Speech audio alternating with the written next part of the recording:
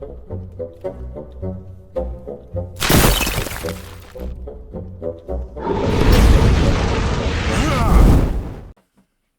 everybody, it's me, Riffraff Hornhelm, and I'm back again with another presentation from the Dwarven Vault. And we're here today with a monster review. First off, I want to wish a very happy, healthy, and successful new year to all of our viewers and subscribers. We hope 2025 is everything you want it to be, and at least from my personal perspective, I hope it's an improvement on 2024.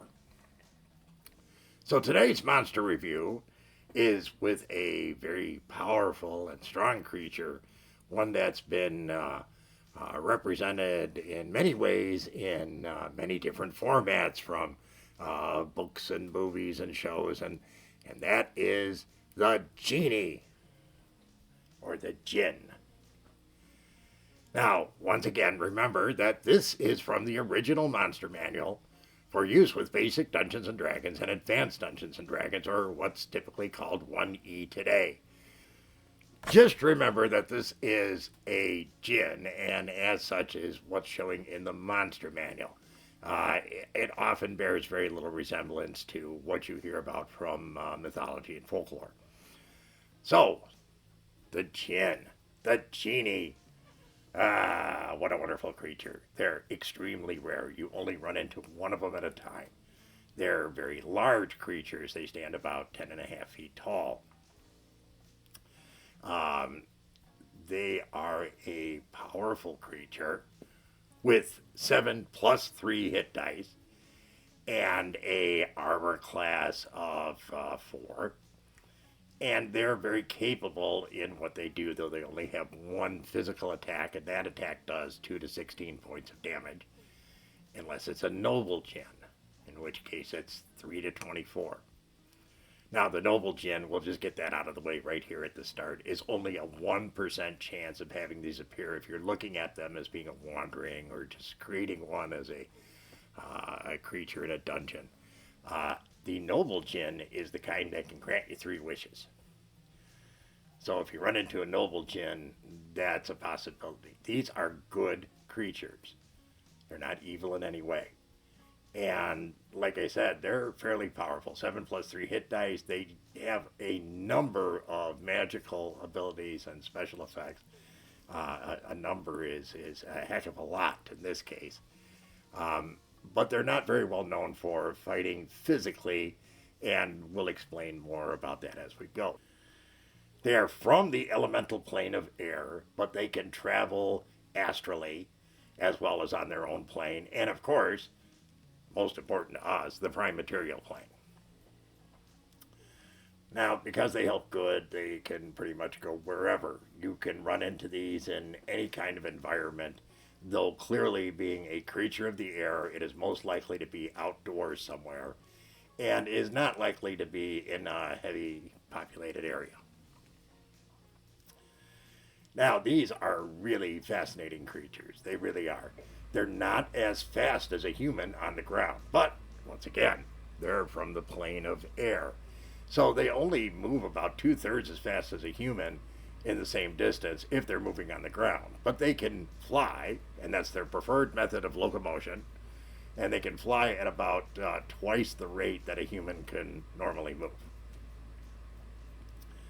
So pretty effective on that side. Now, in terms of magic, boy, these guys got it coming out all over. It oozes out of their very pores. They have the ability to create goods, including wooden items and soft cloth items, with permanence. And a fairly good amount of it, too. I don't remember what the exact numbers are, but it'd be enough to, say, clothe a party, or maybe build a small cabin or something like that. In addition to that, they have less permanent results if they work with metals. Now, Genie Gold only lasts for 24 hours. By comparison, Genie Steel only lasts for 1 turn. But many of the things they do can have all kinds of implications on a adventure. I mean, these guys can kind of create their own micro world. They have the ability to create illusions that have smell and taste and touch, and they're pretty much permanent unless they're magically dispelled or seen through. That's some pretty potent stuff right there. And of course, it's a pretty big batch of things they could do right off the bat. Now, doing things like, wind walking and being invisible, and, they've got all that too. And they have the ability to create a cyclone, like an air elemental. It's smaller. It only gets up to like 30 feet tall, and I think it does, I think it's 3 to 18 points of damage. And also, like an air elemental, it takes a full turn to get it going. But when it does, anything that's 2 hit dice or less in front of it is scattered and killed.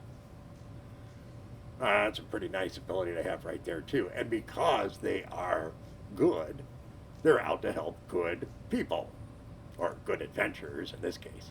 Now, they're only chaotic good, but still, they're going to be out to help good creatures where they can. And certainly, you have the ability to work with these people. They have average to high intelligence. So they're not like super geniuses or anything like that, but certainly they're somebody you can speak with and negotiate with. They tend to speak to you through a form of telepathy. They have their own, genie-specific language. How many times does this come up in D&D? But in addition to that, they're able to speak pretty much to anybody through a simple form of telepathy. And much like a air elemental, the damage that's doled out when it's in this whirlwind form is normal to ground-based creatures, but at a negative for anything that is not touching the ground at all. And those that are air-based creatures, that are in the air during combat, they take -1 point of damage, and it's -1 to hit them as well from the genie side. Now, they also have the ability, like I said, they can wind walk and turn into gaseous form and turn invisible. All these things at will, okay, which is pretty impressive right there. And they can carry up to, I believe, 6,000 gold pieces weight, and double that for a short period of time. It's less if it's done by air, it's more if it's done by just walking with it. But once again, fairly impressive stuff that this creature can do. This creature really has a long list of abilities, and they're very impressive. Now, we talked earlier about the noble version of the genie, and that's one that has more hit dice. It would have like 10 hit dice instead of the 7 plus 3. And it would also do more damage. I think I said that at the beginning. I think it's 3 to 24 when it does its normal physical attack. The one thing we haven't touched on yet is how to handle summoning and enslaving a genie. Now, in the books it says that's left to the devices of the referee. Kind of formal talk for them, which really means it's up to the DM. Once again, it's up to the DM as to how difficult or easy they want to make this. But certainly, it is something that should be a part of the equation. So the genie, like I said, is one hell of a tough creature to deal with, especially as an opponent. Now, if you're able to find one and get one on your side, that's awesome. They can be very helpful to an adventuring party. There's no two ways about it. Now, in terms of running into a genie, us dwarves, I have heard of it happening once. But generally speaking, no, that wouldn't be something that would happen to us. We had one dwarf that I'm aware of who had a misfortune in the sense of having found a genie that was trapped inside of a bottle and got it out, and he handled it rather badly. Now, one thing that should be kept in mind with genies is that the golden rule applies. Do unto others as you'd have them do unto you. If you treat a genie well, it's much more likely to help you, maybe even go beyond the bounds of what it would normally do, because it thinks you're a swell guy. Now, on the other hand, and that's what this dwarf unfortunately did, if you're mean and kick it around a lot and make fun of it and so forth, it tends to go the other direction. And my understanding was is that it didn't end well. I don't know what the specific details are, but yeah, I guess we reap what we sow, right? Especially in D&D. Now, of course, we went out to the greater Hornhelm community and asked them about this and said, hey, DMs, tell us, what do you think of the genie? And every DM out there said, hey, this is a really, really tough creature. There is another thing that I've left out of all of this is it has no standard magic resistance. Yes, it can do a ton of things, but 7+3 hit dice is vulnerable, especially if it is not proof against magic.